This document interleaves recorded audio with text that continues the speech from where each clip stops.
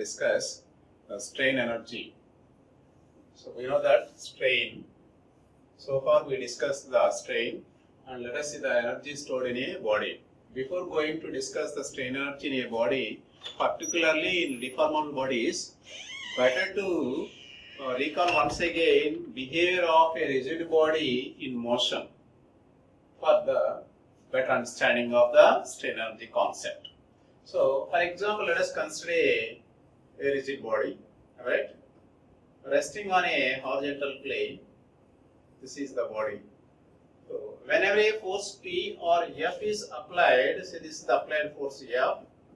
So, initial position of the body is A. Whenever sufficient amount of force is applied on a body, I think that the body displaced from point A to B. So, this is the point B. The total displacement of the body whenever a magnetic force F is applied, so is say as S. What we observed, this is the rigid body, right? This is a rigid body, right? When a force F is applied, sufficient amount of the force is applied on a rigid body, that body tends to move in the direction of the applied force. Its displacement is S. Alright? The initial velocity of the body is assumed as U. The final velocity of the body is V, and its mass is M, as we know that. So we observe 2 points. One is the work done by the applied force. Second one is the energy. What is the work done? As we know that work done by the force on the body is, as we know that, force into displacement. So that is the first point. Second one, energy. Say that is the energy is equal of M V square. So here we have to calculate or consider the change in energy for our coordinates. That is equal of M. So V1 square or V square minus U square. As we know that from the law of conservation of energy, work done by the force on a body must be equal to change in kinetic energy, which was discussed in the previous academic year in the name of the engineering mechanics, particularly dynamics part. So here we have to remember 2 points. One is the energy, second one is the work done. So here work done by the applied force on a body must be change in kinetic energy. For example, that is the final minus initial. We know that. This is the one fundamental principle, as we know that in case of the rigid body.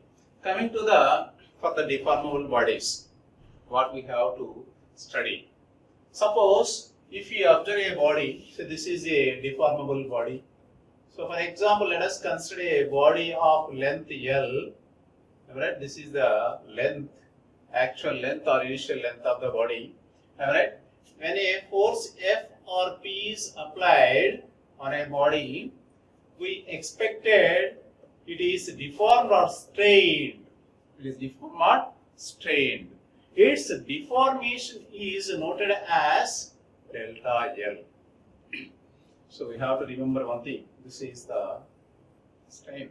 Whenever a deformable body, this is the deformable body. The first one is the rigid body. In the rigid body analysis, particularly in motion, whenever a body is in motion, certain amount of the work done by applied force is mathematically is equal to change in kinetic energy. So finally, coming to the behavior of the deformable body, whenever a certain amount of force is applied on a deformable body, so no doubt at all, its deformation is say as delta L. So it is deformation is delta L caused by the applied force P. Whenever force P is removed, it returns its original shape and size due to energy stored in the body. Due to energy stored in the body. That is very, very important one. So that is applicable within a certain limit or up to a particular point, that is up to elastic limit. Elastic limit, keep it in mind. That's why the first concept is elastic strain energy. It is called as elastic strain energy. So before going to discuss the strain energy, you must know the difference between the or the similarity between the rigid body motion as well as the deformable behavior subject to a force P.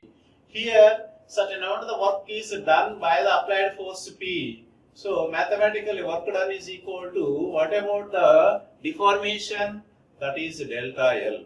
So, which is equal to energy, which is equal to change in energy, or simply that is the energy stored in a material due to applied force. Simply that is represented as U. So, work done by the force or work done on the deformable body is equal to energy. Best example, whenever a force is applied on a spring, if you remove the force, simply it oscillates up to some extent. Its oscillation of the motion is caused by the energy stored in it. Simply that is the concept of the strain energy. So you have to study the energy stored or strain energy due to gradually applied loading, and the strain energy due to sudden loading, and strain energy due to impact loading, finally strain energy due to shock loading. So we find the so many applications. So for example, if you observe the behavior of the body or energy stored in a body when the body is subjected to a gradually applied loading. If you apply the load gradually, how it behaves, how much amount of energy stored, and study the behavior. So second one is particularly if you observe the animation represents the one kind of the strain energy stored. Suppose waves are formed, waves are traveled. Simply this is the seismograph, am I right? Particular seismograph which is used to study the earthquake, am I right? So this is the fixed frame. So on which there is a graph floated. So this instrument, energy stored in this instrument which releases and it is plot the graph. It means whenever the force applied on this particular component, that energy stored in it, which is represented graphically on the graph as shown in figure. That is the first point. So coming to the next one, suddenly applied load. Suppose if you observe the practical thing, that is the crane hook. So whenever it is loaded, a force is applied on the crane hook immediately or suddenly. So next one is the impact loading. So where we find the impact type loadings. Suppose if a two-wheeler or four-wheeler vehicle is moving with a certain velocity. Suppose if it is if it is hit in another body, it means that force that is hit the body with a certain velocity, such kind of load is called as the impact loading. And sometimes shocks are created, or simply says there are some types of the shock loadings are also. How much amount of energy stored in a body due to strain caused by the various types of the loads. So before going to discuss the strain energy due to gradual loading, strain energy due to sudden loading, and strain energy due to impact as well as shock loading, what is meant by the strain? Whenever a body is subjected to any kind of system of forces, particularly in case of the deformable bodies, simply there is a strain. There is a strain. Am I right? So certain amount of energy is stored. That is called as the strain energy. For better understanding, so let us see the behavior of the rigid body in motion caused by the applied force F. So there is a similarity between the work done by the applied force on the rigid body, similar to that of the work done by the applied force on the deformable body. Here itself it is exchange of kinetic energy from the law of conservation of energy. Here itself that is energy, simply that is called as the strain energy, that energy due to the caused by the strain subject to a load. So let us see the what is meant by when a body is subjected to a gradual, sudden or impact load, the body deforms, as we know that. So and work is done on it. Work is done on it. If the elastic limit is not exceeded, so that is very very important point. If the elastic limit is not exceed, this work is stored in the body. Keep it in mind. So before going to discuss the strain energy, we must know the what is the elasticity or elastic deformation, plasticity or plastic deformation. Already it was discussed in the previous classes. For better understanding, let us see once again. As we know that, so for the graphically, so this is the strain, this is the stress. So the stress is directly proportional to strain up to a limit, up to a certain value. That point is denoted as P, alright? That is limit of proportionality. Further, its strain is caused by the applied force. For example, say that is E. So where E at E, when you remove the load at point E, the material returns its original shape and size. That is the elastic limit. This is very very important one. It means the energy stored in a body or this work is stored in the body up to a point E only. Up to a point E only. So I would like to repeat once again the sentence. If the elastic limit is not exceed, this work is stored in the body. Whatever the work done by the applied force on the body is limited. It is up to point E, elastic limit. So this is the elastic deformation. It means at point V, when a force is removed, the body returns its original shape and size. Best example, let us consider a spring. If it is stretched, right? When it is removed, it returns its original shape and size. It means its shape and size caused by the energy stored in it. This work done or energy stored in this body is called as strain energy. Whatever the work done by the applied force on the deformable body is known as the strain energy. So, to differentiate the elasticity and plasticity, let us see the plasticity. Further, its deformation is caused by the applied force at a particular point. The material is failed. It means, suppose if you want to remove the load in this particular region, so it doesn't return its original shape and size. It means it is plastic deformation. It gets its plastic deformation. It means though energy is stored, because that is not returned back. Okay. That is the main. So energy stored in the body during deformation process, and this energy is called as strain energy. So whatever the energy stored during the deformation, so that is called as the strain energy. So as we know that, we can conclude one thing: whatever the energy stored in a body, whatever the work done by a force on a deformable body is equal to strain energy.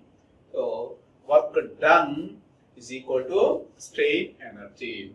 So this animation gives the better understanding how strain energy, how work done. Simply certain amount of the waves are move in a particular direction. It means that is exerted by the mass which is represented visually on the drum or graph. It means whatever the energy stored in this particular component, that is a deformable body, which is represented on the drum. This is the practical application based on the strain energy. So next, coming to the what is the strain energy mathematically? Let us see mathematically.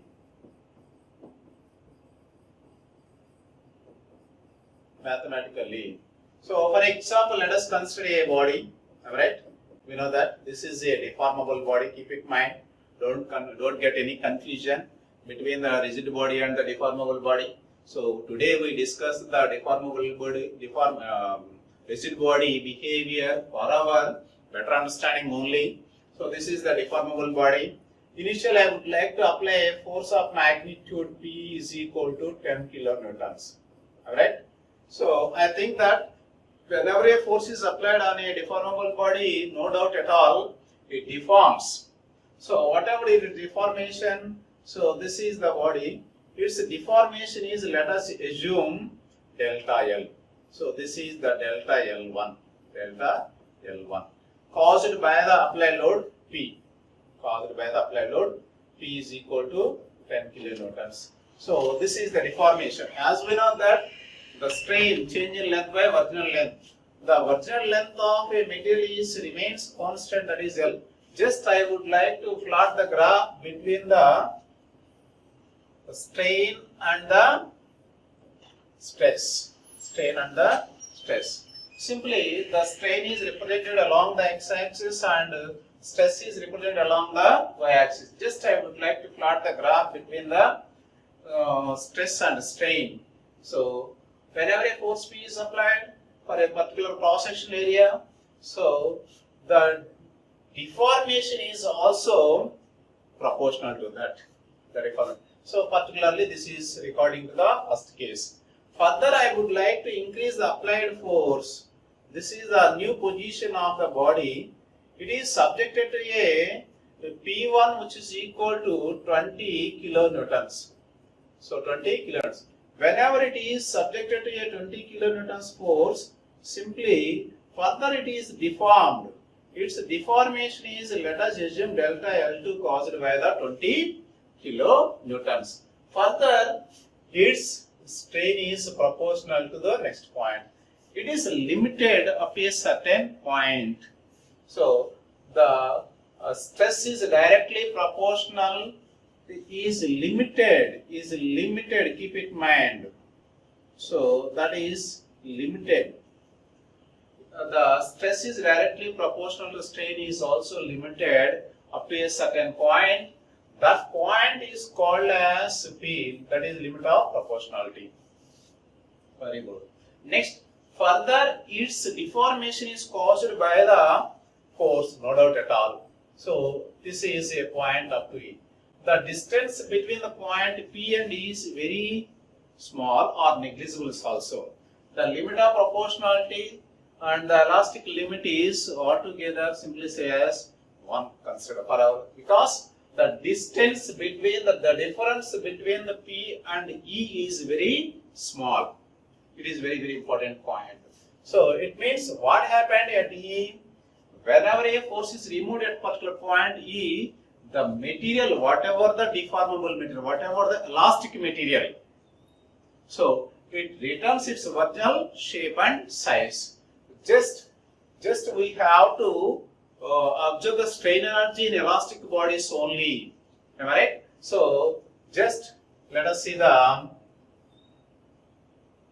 this is the area under this curve gives the energy stored or work done by the applied force. Work done by the applied force. So this is the area under the curve. So therefore, work done by the applied force or strain energy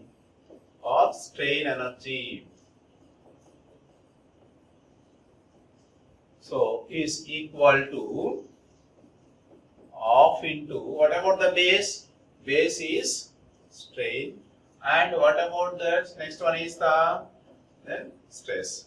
So that is equal half into the strain may be rewritten as we know that Young's modulus E is equal stress by strain. Again strain is equal stress by Young's modulus E. So just I would like to replace the strain in terms of the stress and the Young's modulus of a material. Simply that is equal, so sigma by E into sigma. So that is equal half into 1 by 2 into sigma square. So what about the strain energy? Strain energy in a elastic material would be half into sigma square by E. This is for the strain energy. So for the particular point at E, that would be for the half into sigma E square by E into V. This is where V is the volume of the body. Volume of the body. Where sigma is the stress at a particular point E. Therefore, strain energy stored in a body within the elastic limit. Within the elastic limit is represented mathematically half into sigma E square by 2 into V. So this is the strain energy mathematically. So let us see. So the area under this curve gives the energy or work done by applied force in the body mathematically. So strain energy U is equal to half into sigma square by E. That must be for a volume that is equal half sigma square E into V. So let us see some more points. Resilience. What is meant by resilience? Suppose if the external forces are removed, so then strain energy observed is fully recovered. So if the external force, for example, let us consider a body. Alright, this is a body. So whenever a force, external force P is applied, as we know that it is deformed. It is deformed caused by the applied force. Its deformation, as we know that delta L. If the external forces are removed, then the strain energy observed is fully recovered, and it's said to be a resilience. So resilience means whenever a force is removed on a strained body, simply it returns its original shape and size. Where we find the applications? Just we find the applications for the property of the resilience. Springs are used in mechanisms and machines. Very simple. Suppose if you observe any lathe machine or any kind of the machines, so based on that certain amount of energy is required to reproduce it. So that is called as the resilience. Based on this property, most of the machines are developed or the manufactured. So finally, mathematically, its value is already derived, which is equal to sigma square by 2 into V, where sigma is the stress, V is the volume of the body. Coming to the next one is the proof resilience. So generally, maximum strain energy which can be stored in a body, that is called as the proof resilience, which is possible at the elastic limit only. So as we know that this is the relation between the strain and stress. We know that this is the graph plot between the stress and strain. So this is the elastic limit. Here the energy stored in a body due to the applied force is maximum. That is called as the proof resilience. Finally, the resilience of the maximum strain energy for unit volume. For unit volume is called as modulus of resilience. Coming to the next case, so work energy due to gradually applied load. So let us see the one animation. Initially, the original length of the deformable body is L. Right? Initially, the load applied on the body W1. Right? So or P1. Right? P1. So its deformation is represented by first red color. Right? Again, further the load is increased to 1 more kilonewton, or that is equal W2 is equal to P2. Further, its deformation is increased, that is represented by 2 red colors. That is this is the best example for the gradually applied load, as we know that. So here applied load is P, cross section area of the bar is A, and length of the bar is, as we know that, L, and Young's modulus of the particular material is E, and delta L is very important one, that is the change in length caused by the gradually applied load. So let us see the one more thing. Since the load is applied gradually and varies from 0 to, as we know that this is the graph between the strain and stress, right? So this is the elastic limit. The area under this curve gives the work energy or work done by the applied load or strain energy, alright? So if you observe that its load is average. Finally, as we know that work done is equal force into displacement. Force into displacement. So mathematically P into S. Here the force is remains same. What about the displacement? In case of the displacement, we have to take the deformation delta L. Here, in case of the gradually applied load, force must be taken as P by 2. That is represented by equation number 1. Alright? So then, as we know that P by 2 into the delta L should be replaced. As we know that Young's modulus E is equal to stress by strain. Again, stress by strain may be represented as delta L by L.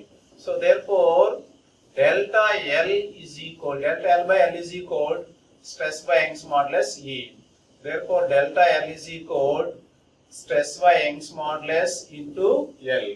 So the delta L is replaced by sigma by E into L. That is the original length. Again, the P's also must be replaced. So as we know that, so stress is equal to P by A. So therefore, P is equal stress into area. That is equal. So P is replaced by sigma into A, am I right? And sigma by E into L. Therefore, 1 by 2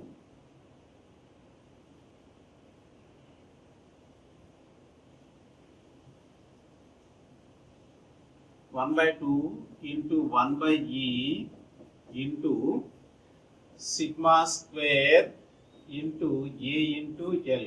So finally that is equal, so 1 by 2 E into sigma square into B.